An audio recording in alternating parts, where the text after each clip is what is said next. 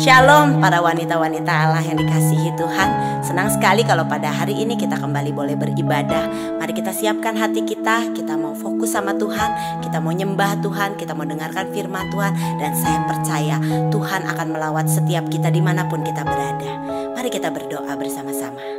Tuhan Yesus, terima kasih untuk hari yang indah di mana kami boleh kembali bersekutu, kami boleh menyembah Tuhan, kami boleh mendengarkan firman Tuhan. Berbicaralah bagi setiap kami, lawat setiap kami Tuhan.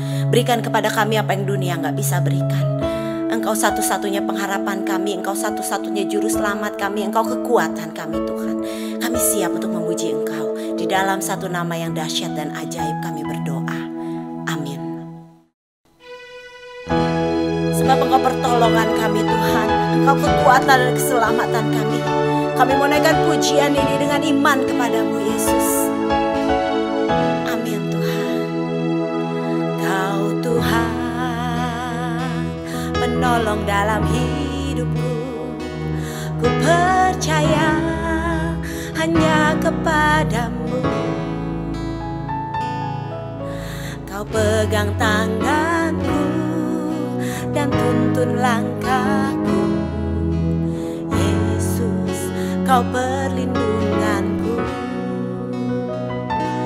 Kau Tuhan, kekuatan dalam hidupku, penolongku dalam kesesakan. Kau gunung batuku dan pertahananku. Kau kemenanganku. Yesus, padamu ku berseru. Kaulah penyelamatku. Terpujilah Kau Tuhanku. Mulutku memuji namamu sepanjang umur hidupku. Terpujilah Kau Tuhanku di atas segalanya. Oh,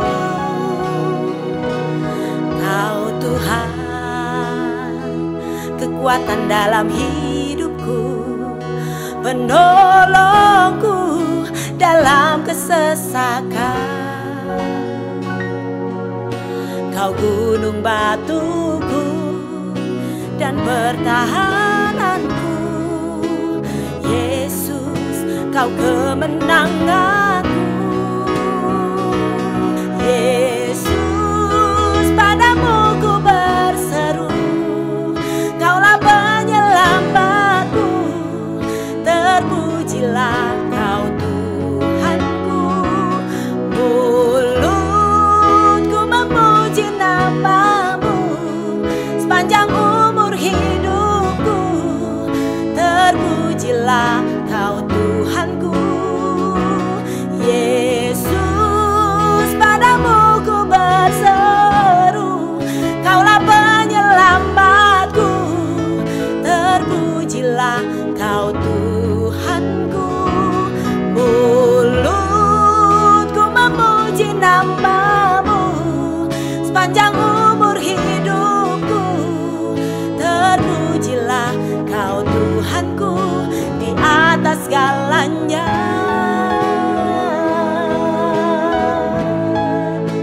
Kami mau memuji-Mu sebab Kau keselamatan kami, Kau kekuatan kami Tuhan. Padamu kami berseru, Allah yang kami percaya, gunung batu kekuatan. Terima kasih Yesus, terima kasih. Kaulah sumber kuatku, Kaulah kehidupanku. Kaulah pertahananku. Ku percaya padamu.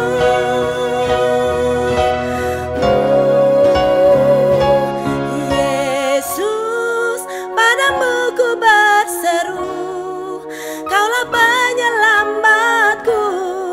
Terpujilah Kau Tuhanku. Mulutku memuji nama-Mu sepanjang umur hidupku. Terpujilah Kau Tuhanku. Mulutku memuji nama-Mu sepanjang umur hidupku. Terpujilah Kau Tuhanku di atas segalanya.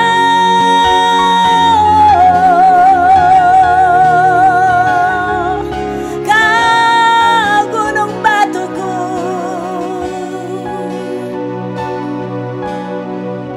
Terima kasih Tuhan, terima kasih. Kami bersyukur kami punya Allah seperti Engkau. Amin.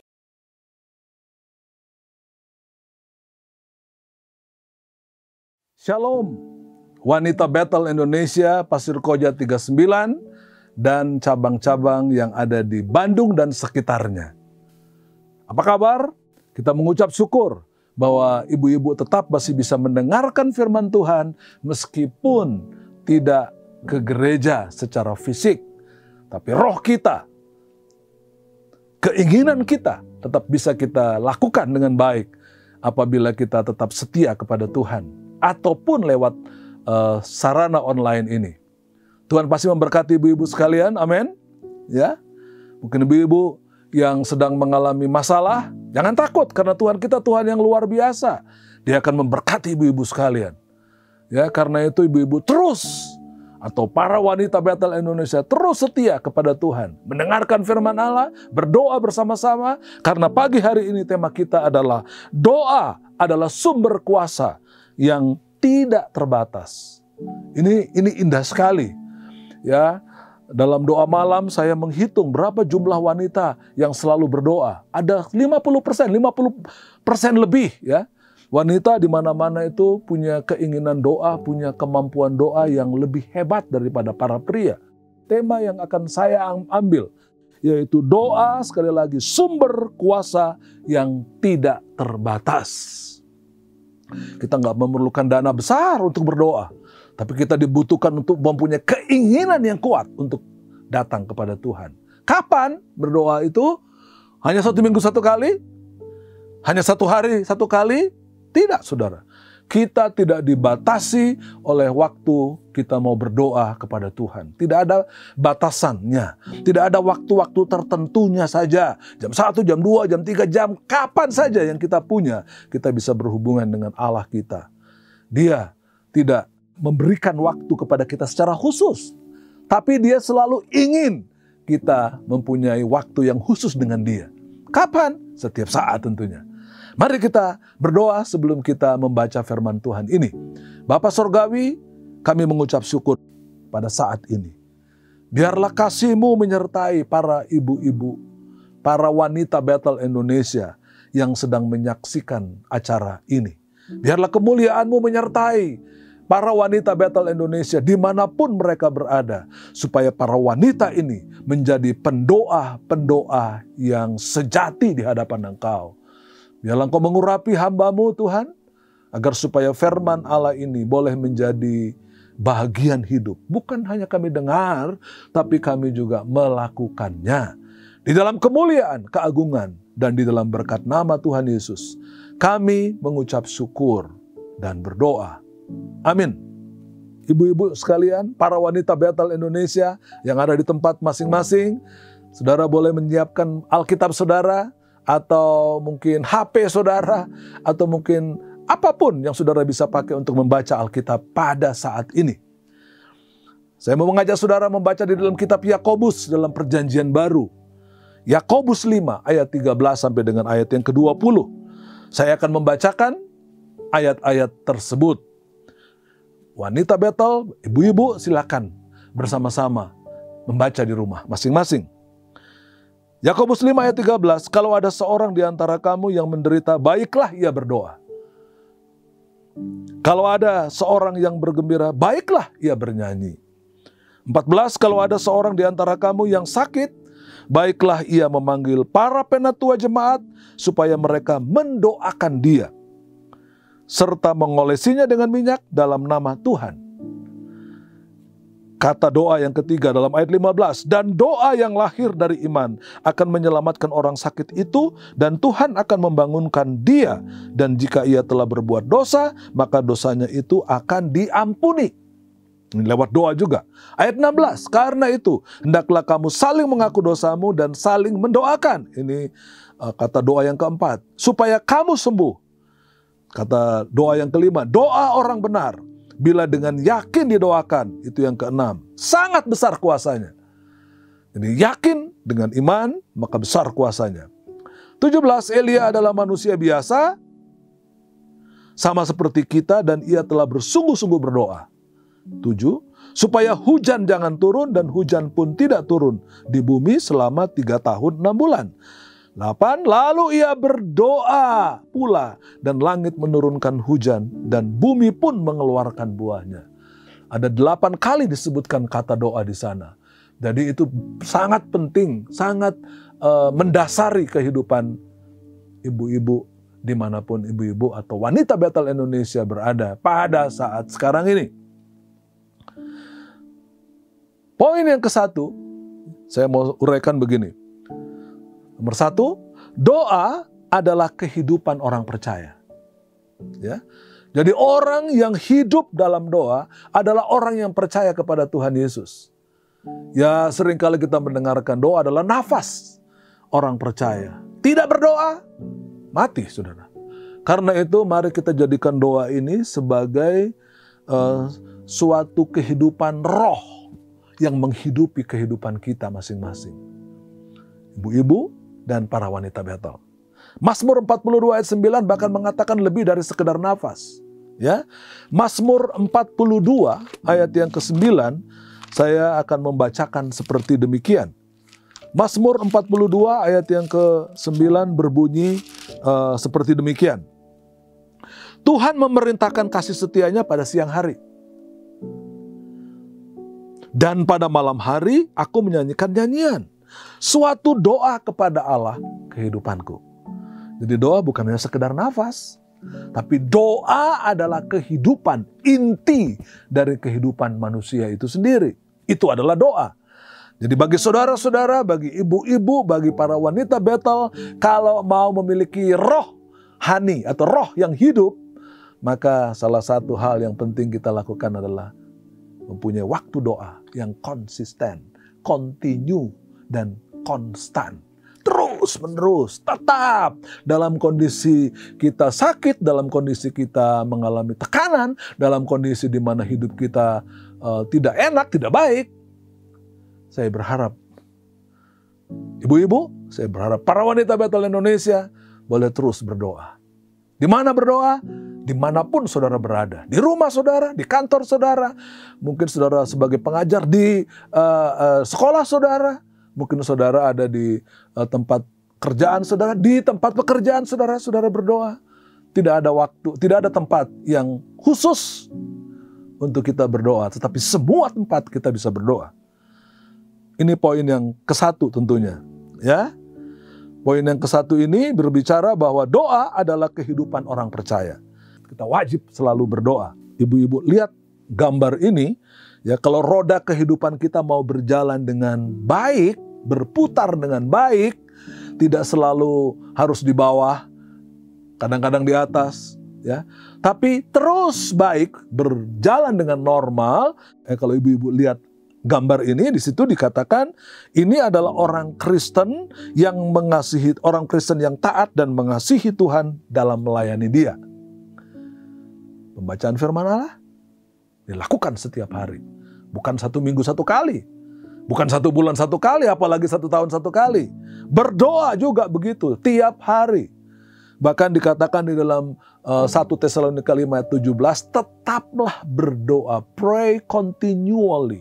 Berdoa terus menerus. Tiap hari, tiap saat. Yang ketiga, kehidupan bersaksi kita. Wah, nggak bisa dong Pak bersaksi dalam kondisi pandemik seperti sekarang ini. Bisa. Mungkin bersaksi lewat cara hidup kita, bersaksi lewat media sosial, bersaksi lewat online, bersaksi lewat alat-alat komunikasi yang kita miliki. Bisa kita lakukan itu semuanya dengan cara yang sesuai dengan firman Allah. Lalu beribadah. Sekarang ini kita tidak bisa beribadah on-site atau offline di gereja kita, Pasir Koja 39, atau Taman Sakura, atau SCC. Kita nggak bisa ke sana. Tapi hari ini, saudara-saudara, ibu-ibu, para wanita bisa beribadah melalui online di rumah masing-masing. Ini roda kehidupan yang berjalan dengan baik. Kalau saudara ingin melihat hidup saudara bukan hari ini baik, besok nggak baik, lusa kita mengalami tekanan, turun lagi. Tapi kalau mau berjalan dengan baik, kita harus selalu melakukan 4 hal ini. Baca firman, berdoa, bersaksi, beribadah. Poin yang kedua dari pembahasan kita hari ini adalah di sana dikatakan doa adalah kehendak Tuhan bagi manusia. Jadi Tuhan menghendaki kita mempunyai hubungan yang bagus. Dia sebagai Bapa yang bagus, yang baik tentunya, menginginkan hubungan dengan anak-anaknya juga berlangsung dengan baik. Atau ibu-ibu atau para wanita Bethel, tentu saudara tidak menginginkan hubungan saudara dengan anak saudara itu hanya seminggu 1 kali ngomong. Hanya mungkin 1-2 minggu 1 kali kita berbicara dengan anak-anak kita karena kita marah, karena kita benci. Tapi kalau kita punya hubungan doa yang merupakan kehendak Allah itu berlangsung dengan baik, saya percaya kita melakukan kehidupan kita dengan bagus. Roda kehidupan kita berjalan dengan berputar dengan baik. Dalam doa yang penting bukanlah kata-kata yang indah, tapi kata-kata yang tepat sesuai dengan kehendak Tuhan. Ibu-ibu ya. Jadi bukan waduh saya mengucapkan kalimat-kalimat doa dengan kalimat yang puitis, kalimat-kalimat yang enak didengar, tapi yang enak didengar oleh Tuhan, bukan oleh manusia. Ya, ini tentunya terambil kita bisa baca 1 Tesalonika 5 ayat 16 sampai dengan ayat 18 tadi. Ayat yang ke-16 diawali dengan bersukacitalah senantiasa. Baru ayat 17-nya tetaplah berdoa. Dan ayat yang ke-18 dikatakan mengucap syukurlah. Jadi 3 poin ini ya, dikatakan bersukacita, berdoa, dan mengucap syukur. Kenapa? Karena itulah kehendak Tuhan bagi kita. Ini poin yang kedua. Jadi ibu-ibu saya berharap di rumah sekarang ini, mungkin ibu-ibu ada bersama dengan seluruh keluarga, mari kita mempunyai hubungan yang bagus. Ada sukacita ketika kita bertemu dengan keluarga. Terus kita berdoa. Kalau ada di antara anak-anak kita, mungkin suami istri yang sulit berdoa, ya salah satu di antara kita yang bisa mengajak. Ayo kita berdoa bersama-sama. Mesbah doa bersama. Mungkin sebelum saudara tidur pada malam hari, saudara bangun pada pagi hari. Hal-hal seperti ini perlu kita kerjakan. Doa adalah kehendak Tuhan bagi manusia. Ya, karena itu ibu-ibu yang dikasihi oleh Tuhan, kita mesti melakukan hal tersebut. Amin ibu-ibu. Ya, dimanapun ibu-ibu berada, saya percaya ibu-ibu yang ada di sana, ibu-ibu yang ada di sini, ibu-ibu yang ada di mana-mana, kalau mendengarkan firman Allah ini, kalau kita mempunyai kalau kita mau hubungan kita yang bagus dengan Tuhan berlangsung dengan baik, hubungan kita yang bagus berlangsung dengan suami kita, dengan anak-anak kita, dengan orang-orang di sekitar kita, bahkan mungkin dengan tetangga-tetangga kita terus berdoa. Karena itu yang Allah kehendaki. Kalau kita mempunyai hubungan yang baik dengan Tuhan, tentunya diharapkan kemudian hubungan kita juga baik kepada suami, anak-anak, tetangga kita, orang-orang di sekitar kita sekalian. Nah, poin yang ketiga, kuasa doa itu tentunya luar biasa. Ya, kuasa doa itu harusnya terjadi bukan di dalam nama gereja, bukan di dalam nama seseorang, tetapi kuasa doa itu terjadi karena nama Tuhan Yesus. Power in the name of Jesus. Ya. Kuasa itu terjadi dalam nama Yesus. Di dalam Yohanes 14 ayat 13 sampai 14, saya akan membacakannya. Yohanes 14 ayat 13 dan 14 berkata begini, dan apa juga yang kamu minta, dalam doa tentunya, dalam namaku, dalam nama Yesus, aku akan melakukannya, supaya Bapa dipermuliakan di dalam Anak. 14, jika kamu meminta sesuatu kepadaku dalam namaku, aku akan melakukannya. Berarti permintaan saudara, doa saudara itu, kalau saudara mau dijawab oleh Tuhan Yesus atau memberikan respon yang positif buat doa saudara, tentunya kita menggunakan satu nama yang luar biasa. Nama siapa? Nama Yesus. Itu ibu-ibu yang dikasih oleh Tuhan Yesus. Jadi bukan dalam nama suami, bukan dalam nama pendeta, bukan dalam nama gereja, bukan dalam nama bangsa apapun, tapi dalam nama Tuhan Yesus. Jaminan doa kita pasti akan memperoleh hasil yang positif. Ini yang ketiga, ibu-ibu saudara yang dikasih oleh Tuhan. Ada 3 syarat munculnya kuasa doa. Saya singgung begini. Doa orang benar, yaitu doa yang tulus, doa yang murni, aletheia, begitu, di pandangan Tuhan, sesuai dengan, bukan sesuai dengan kehendak permintaan kita, tapi sesuai dengan keinginan Tuhan, kehendaknya. Nomor 2, 3 syarat munculnya kuasa doa adalah doa dengan yakin. Kenapa? Karena doa itu harus lahir dari iman. Tadi kita sudah baca di dalam Yakobus 5 ayat yang ke-15. Lahir dari iman, bukan lahir karena permintaan saya saja, tapi karena iman. Artinya kita harus yakin dan percaya bahwa permintaan kita kalau sesuai dengan kehendak Tuhan itu harus lahir dari iman. Keyakinan yang kuat kepada Kristus. Tidak ragu-ragu bahwa nama itu adalah jaminan buat kita sekalian. Jaminan buat ibu-ibu dimanapun ibu-ibu berada. Dan yang B, di situ dikatakan tidak ada tuduhan dosa di dalam hati kita. Di dalam Yakobus 5 ayat 16. Saya membacakan sekali lagi Yakobus 5 ayat 16 yang berbunyi demikian. Karena itu hendaklah kamu saling mengaku dosamu supaya tidak ada tuduhan-tuduhan dan saling mendoakan supaya kamu sembuh. Doa orang yang benar bila dengan yakin didoakan sangat besar kuasanya. Nah, artinya tidak ada tuduhan-tuduhan. Jangan sampai kita mau berdoa, tapi ketika kita berdoa, kita dituduh oleh iblis. Wah, kamu tadi menyakitkan hati suami, kamu tadi menyakitkan hati anak, kamu menyakitkan hati tetangga dan orang-orang di sekitarmu. Ini tuduhan-tuduhan itu yang membuat doa kita memperoleh hasil yang negatif. Dan yang ketiga, doa dengan ketekunan.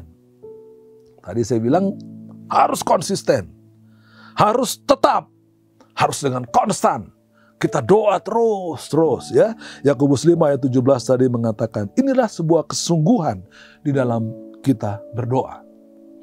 Jadi kita akan melihat, doa melibatkan ketekunan. Elia berdoa dengan tekun ketika 7 kali berdoa sebelum muncul awan sebesar telapak tangan dan menghasilkan hujan yang lebat. Dalam 1 Raja-Raja pasal 18 ayat 41 sampai 46. Kalau ibu-ibu punya Alkitab bisa dibaca itu, ya. Bagaimana 7 kali Elia minta. Ketika bujangnya disuruh lihat, apa ada awan? Dia balik lagi, belum ada, balik lagi, belum ada, balik lagi. Sampai yang ke-7 dia bilang, awan sekedar sebesar telapak tangan saja. Ya, lalu dengan awan yang kecil itu, yang tidak terlalu besar, setelapak tangan saja, maka terjadi hujan lebat. Ketika saudara mengangkat doa saudara di hadapan Tuhan, hujan berkat akan turun. Karena itu, ibu-ibu yang dikasih oleh Tuhan Yesus Kristus, angkat tanganmu dan minta kepada Tuhan, maka Dia akan memberikannya dengan luar biasa. Poin yang berikutnya, ya, kalau kita mau terus berdoa seperti itu, poin yang terakhir, doa itu selalu harus berpusatkan kepada Tuhan. Jangan berpusatkan kepada keinginan kita. Hati-hati ini. Kebanyakan orang berdoa itu kalau keinginan hatinya itu yang dia tonjolkan di hadapan Tuhan. Bukan begitu. Doa yang benar adalah doa yang berpusatkan kepada Tuhan Yesus. Bukan berpusatkan kepada keinginan yang kita mau. Bukan berpusatkan kepada keinginan yang orang mau. Yang harus saya doakan. Tapi berpusatkan Tuhan. Amin, ibu-ibu yang dikasih oleh Tuhan Yesus. Jadi berdoalah menurut apa yang dikatakan oleh Alkitab. Dikatakan begini, ya, contoh doa yang berpusatkan kepada Tuhan. Ibu-ibu boleh membuka Alkitabnya di dalam Matius pasal 6 ayat 9 sampai dengan ayat yang ke-13, ya. Itu adalah doa Bapa kami. Ini doa yang bagus, doa yang benar yang harus kita hafal, bukan hanya kita hafalkan, tapi kita praktekkan dalam hidup sehari-hari. Di situ dikatakan dalam Matius 6 ayat 9 sampai 13, saya ringkaskan, ya, nomor 1 di sana, dikuduskanlah namamu. Datanglah kerajaanmu, kerajaan Tuhan. Kudus nama Tuhan. Ya, jadilah kehendakmu, bukan kehendak saya. Jadi doa ini harus diawali dengan berpusatkan kepada Tuhan, bukan berpusatkan kepada kemauan, keinginan, permintaan-permintaan saya, tapi semua berpusatkan kepada Tuhan. Ya, baru yang berikutnya dikatakan, berikanlah kami makanan kami yang secukupnya, ampunilah kami seperti kami telah mengampuni orang yang bersalah kepada kami, janganlah membawa kami ke dalam pencobaan. Ini baru kepada manusia. Jadi saudara, jadi ibu-ibu perhatikan, doa itu satu, berpusat pada Tuhan. Yang berikutnya, ya, yang horizontal itu berpusatkan bisa kepada kita, kepada manusia. Tetaplah setia berdoa, tetaplah bertekun dalam doa. Tetaplah mengasihi orang-orang di sekitar ibu-ibu semua. Terutama suami, anak-anak. Mungkin ada mertua di rumah saudara. Ya, mungkin ada tetangga saudara. Mungkin ada teman saudara. Ya, kita harus berpusatkan kepada Tuhan, tapi mengasihi orang-orang di sekitar kita. Sehingga doa ibu-ibu, doa para wanita Bethel Indonesia akan merupakan doa yang dijawab secara positif oleh Tuhan, menurut keinginan Tuhan, bukan menurut keinginan ibu-ibu, bukan menurut keinginan kita, tapi menurut keinginan Tuhan. Tuhan pasti memberkati ibu-ibu. Tuhan pasti memberikan kesehatan kepada ibu-ibu, memberikan tubuh yang sehat, memberikan tubuh yang langsing, memberikan tubuh yang penuh dengan anugerah Tuhan, yang tidak sakit di tengah-tengah pandemi COVID-19 ini. Kita tidak mengalami tekanan apapun di sekitar keluarga kita, di sekitar tetangga kita, tapi kita hidup di dalam anugerah yang luar biasa dari Tuhan Yesus. Tuhan memberkati ibu-ibu, Tuhan memberkati para wanita Bethel sekalian hari ini dan terus kekal sampai selama-lamanya. Tuhan memberkati ibu-ibu sekalian. Amin.